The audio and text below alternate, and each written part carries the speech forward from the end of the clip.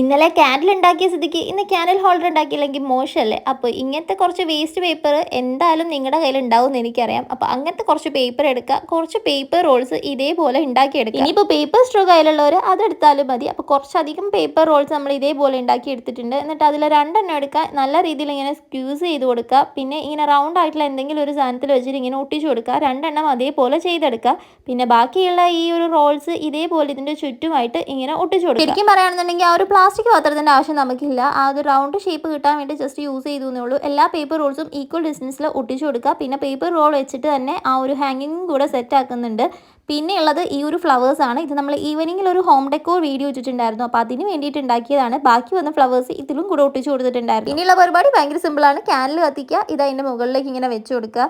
നല്ല രസമുണ്ടായിരുന്നു ഈ ഒരു കളർ കോമ്പിനേഷൻ. നിങ്ങൾക്ക് വേണമെന്നുണ്ടെങ്കിൽ ആ പേപ്പർ റോൾസിനും കൂടെ കളർ ചെയ്ത് കൊടുക്കുക. ഫൈനൽ ലുക്ക് ഇങ്ങനെയാണ്. ഇഷ്ടമായിട്ടുണ്ടെങ്കിൽ ലൈക്ക് ചെയ്യുക, പിന്നെ ട്രൈ നോക്കാൻ മറക്കണ്ട.